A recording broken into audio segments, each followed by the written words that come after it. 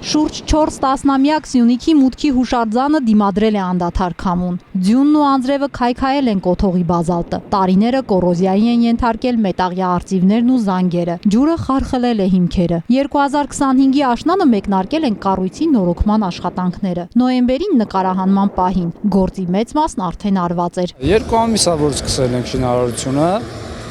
Հատակներն ենք սալիկապատում, քանդված քարերն ենք վերաշարանում, հետո պլանի կրետ նյութով ամրացնում ենք, ինքը շատ ջրակային նյութ է։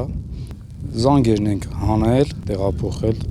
պետք է լաքապատեն ուղարկեն։ Սիսիանի զանգերի վերականգնման աշխատանքները կավարտվեն մինչև տարեվերջ։ Հուշարձանի արտաքին տեսքը չի փոխվի, բայց տարածքից կհեռացվեն ավելորդ վահանակներն ու որոշ փոքրիկ շինություններ, որպեսզի Սյունիք այցելողը չնայած գրեթե երբեք չդադարող քամուն ցանկանա պարտադիր լուսանկարվել զանգերի մոտ։ Տարածքը ամբողջովին կբարեկարգվի, որ հուշարձանների պահպանության տարածքի համարվում, իսկ հատուկ առանձնահատուկ լուսավորություն եւ տարածքի լուսավորություն նախնական պայմանավորվել ենք մասնավոր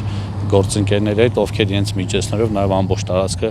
կլուսավորեն եւ հուշարձանին շատ հատուկ լուսավորություն ենք նախատեսում անել ելի մասնավոր միջոցներով։ Ազգային ժողովի падգամավոր Դավիթ Դանիելյանի նախաձեռնությունն է Սիսիանի զանգերի նորոգումը։ Սա ի թիվս մարզի մյուս համայնքներում վերականգնվող մի շարք կառույցների խոշոր քայլ է Սյունիքում զբոսաշրջությունը զարգացնելու գործում։ Նաև վկայություն, որ Հայաստանի հարավային դարպասի պատմամշակութային կոթողները կառավարության ուշադրության կենտրոնում են, նշում է պաշտոնյան։ Թվում այս պահին իրականացվող ծրագրերից մի քանիսը։ Տարածքային զարգացման հիմնադրամի միջոցներով 1 միլիարդ դրամ մեղրիումը հին թաղերի վերանորոգման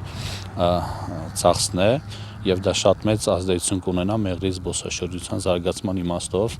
Ծրագրեր ելի են իրականացվում, օրինակ նախորդ տարի Ուիցի եկեղեցին վերանորոգվեց, ավարտվեց, այս տարի Բարաբաթումի եկեղեցին կավարտվի։ Աշխատանքներ անելու դեպքում անպայման զբոսաշրջիկը գալու է եւ այս պահին շատ մեծ ծրագիր է նախատեսում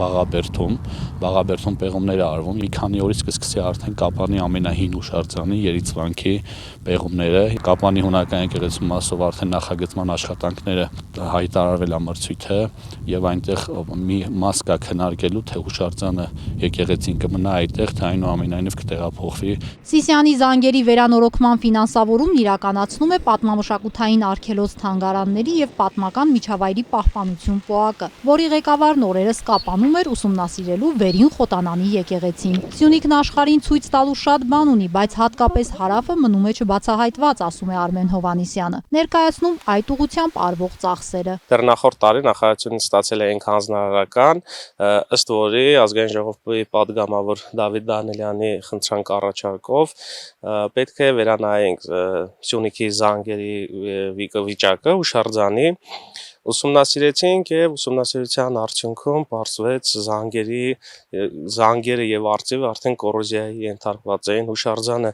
բավականին վատ վիճակում էր եւ անհրաժեշտություն կար վերականգնելու։ Սյունիքի զանգերի համար հատկացվել է մոտ 13 միլիոն դրամ, իսկ ընդհանուր Սյունիքի մարզում դեռ նախորդ տարվանից 24 եւ 25 թվականներին մոտ 300 միլիոն դրամ։ 2026-ին Սյունիք մուտք կգործենք վերանորոգված դարպասներով։ Մեր մարզն իրական թանգարան է բաց երկնքի տակ։ Այս ուղղությունն ընտրելիս նախատեսեք գոնե 5 օր, որ հասցնեք տեսնել նաև Տաթևից հարավ ընկած վայրերը։ Տիգրանուհի Բադալյան, Մհեր Մանուչարյան, Սյունիք լուրեր։